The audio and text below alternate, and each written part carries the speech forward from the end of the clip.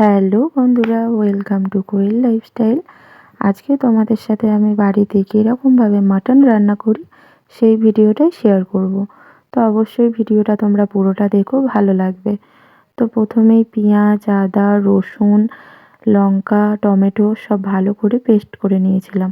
তারপর নুন, হলুদ, লঙ্কা গুঁড়ো, জিরে গুঁড়ো, ধনে গুঁড়ো নিয়ে নিয়েছিলাম। তারপর ধুয়ে রাখা মাংসর মধ্যে আগে বাটা মশলাটা দিয়ে দিয়েছি। তারপর গুঁড়ো মশলাগুলোও সব দিয়ে দিয়েছিলাম, দিয়ে ভালো করে মাখিয়ে নিয়েছিলাম। এরকম করে মাখিয়ে রাখলে কি মাংসটা মধ্যে মশলাগুলো বেশ ভালো মতন ঢুকে যায়। তো তারপর একটু সর্ষের তেল দিয়ে দিয়েছিলাম, দিয়ে ভালো করে মেখে ঢাকা দিয়ে 30 মিনিট মতন রেখে দিয়েছি।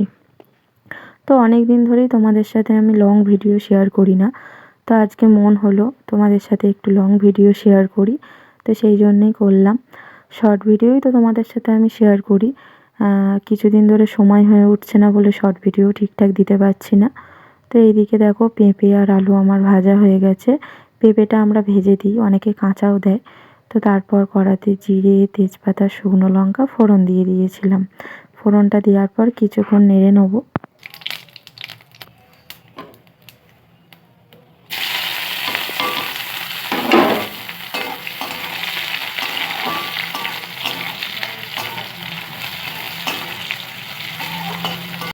ফোড়ন দেওয়ার পর কিছু পেঁয়াজ কুচি দিয়ে দিয়েছিলাম। তো পেঁয়াজটাকেও ভালো করে নেড়ে চেড়ে লাল লাল করে ভেজে নেব।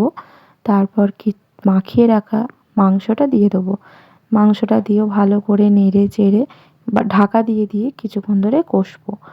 তো তোমরা কারা কারা এরকমভাবে মাংস রান্না করো আমাকে অবশ্যই কমেন্টে জানিও।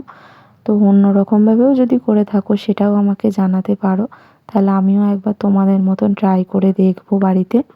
দেখো তোমাদের সাথে কথা বলতে বলতে মাংসটা আমার অনেকটাই কষানো হয়ে গেছে, পাশ দিয়ে তেল ছেড়ে গেছে। এবার আমি ভেজে রাখা আলু আর পেঁপে দিয়ে দেব। এটা দেওয়ার পরও কিছুক্ষণ ভালো করে নেড়ে চেড়ে ঢাকা দিয়ে দিয়ে কষবো। আর অনেকক্ষণ ধরে ঢাকা দিয়ে দিয়ে কষলে কি হয়, মাংসগুলো কষানোতেই বেশ অনেকটা সেদ্ধ হয়ে যায়।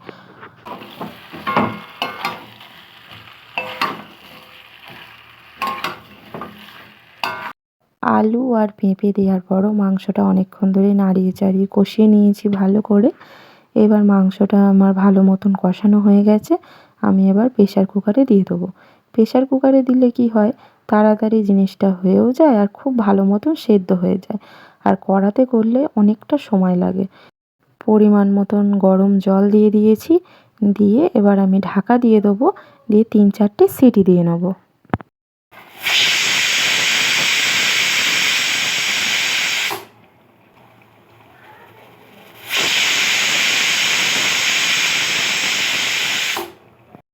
তো এই যে এদিকে আমার 3-4টে মতন সিটি দিয়ে কিছুক্ষণ রেখে দিয়েছিলাম। তারপর আমি প্রেশার কুকারটা খুলে নিচ্ছি। দেখো মাংস পুরোই রেডি।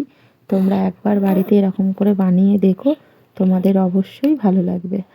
তো ভিডিওটা তোমাদের যদি ভালো লেগে থাকে অবশ্যই তোমরা আমাকে কমেন্টে জানিও। আর তোমরা সবাই কেমন আছো সেটাও জানিও। আসবো আবার পরের কোনো ভিডিওতে। ভিডিওটা এতটাই, টাটা।